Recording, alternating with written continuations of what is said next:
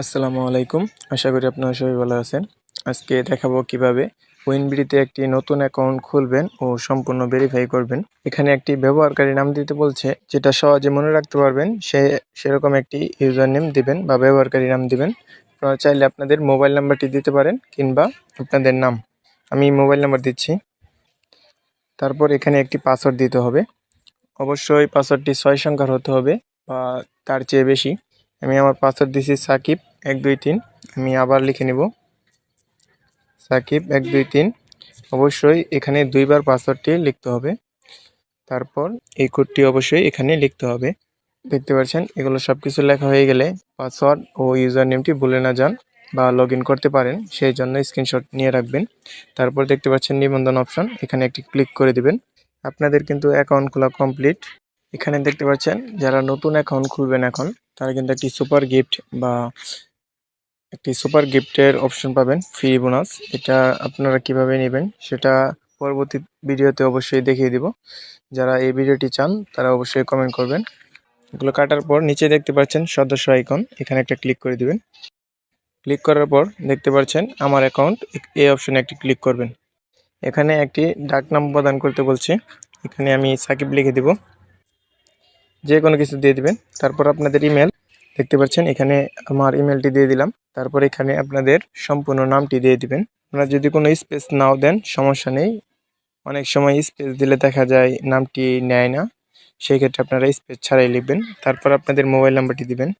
দেখতে পাচ্ছেন মোবাইল নাম্বারটি দেওয়া হয়ে গেলে এখানে দেখতে পাচ্ছেন জমা দিন অপশন, এখানে একটি ক্লিক করে দিবেন। ঠিক আছে, তে ক্লিক করবেন। দেখতে পাচ্ছেন আমরা কিন্তু 2টা স্টেপ কমপ্লিট করে ফেলেছি। আমরা পরবর্তী স্টেপে চলে যাচ্ছি। এখন দেখতে পাচ্ছেন সুরক্ষা কেন্দ্র নামে অপশন, এখানে একটা ক্লিক করবেন। ক্লিক করার পর নিচে দেখতে পাচ্ছেন একটি লেনদেন পাসওয়ার্ড অপশন। যখন টাকাটি উত্তোলন করবেন তখন আপনাদের কিন্তু একটি পাসওয়ার্ডের প্রয়োজন হবে, এটাই সেই লেনদেন পাসওয়ার্ড। এখানে একটি ক্লিক করবেন। দেখতে পাচ্ছেন নতুন পাসওয়ার্ড দিন, নতুন পাসওয়ার্ড নিশ্চিত করুন।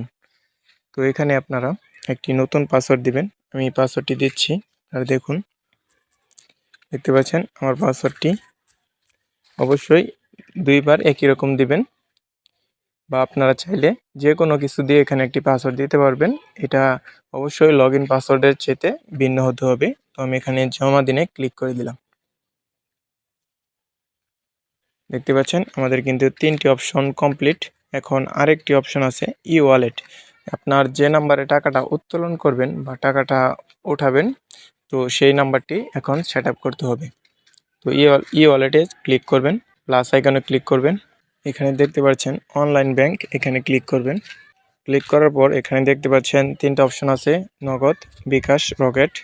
3টা অপশন, আপনাদের যে নাম্বারটির মাধ্যমে টাকাটি তুলবেন সেইটা সিলেক্ট করবেন। আপনি যদি নগদে তোলেন, নগদের উপর ক্লিক করার পর আপনার নাম্বারটি দিবেন। আমি আমার নাম্বারটি দিচ্ছি। দেখতে পাচ্ছেন আমি যদি এখন জমা দিই তাহলে এটা আমার নগদ নাম্বার অ্যাড হয়ে যাবে। এখন আমি যদি আবার এই প্লাস আইকনে ক্লিক করি এবং অনলাইন ব্যাংকে ক্লিক করি, আমি যদি এখন বিকাশ নাম্বার বসাতে চাই তাহলে দেখতে পাচ্ছেন বিকাশের উপরে সিলেক্ট করাই আছে। তো এখানে বিকাশ নাম্বারটি দিতে হবে। দেখতে পাচ্ছেন আমার কিন্তু বিকাশ সিলেক্ট করা আছে, এবং এখন যদি জমা দিই তাহলে বিকাশ ওয়ালেটটাও আমার এখানে অ্যাড হয়ে যাবে। এখন জমা দিনে ক্লিক করে দিব। এখন দেখতে পাচ্ছেন আমি কিন্তু 2টা অপশনই অ্যাড করে ফেলেছি। আমি এখান থেকে ব্যাক চলে আসবো। এখন যদি উত্তোলন অপশনে যাই, এখানে যদি এই যে কার্ডটা যদি আপনারা হাত দিয়ে সরান তাহলেই দেখতে পারবেন চেঞ্জ হবে, যেটা শো করবে সেটাতেই উত্তোলন হবে। এখন যদি অ্যামাউন্ট লেখেন ও পাসওয়ার্ড লেখেন তাহলে এই লেনদেন পাসওয়ার্ড লিখলেই উত্তোলন করতে পারবেন।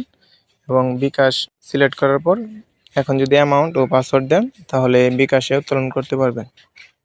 আর আপনাদের যদি কোনো সমস্যা হয়, ডিসক্রিপশন বক্সে যোগাযোগের লিঙ্ক থাকবে এবং অ্যাকাউন্ট খোলার লিঙ্ক থাকবে। অবশ্যই সেখান থেকে দেখে অ্যাকাউন্টটি খুলে নেবেন।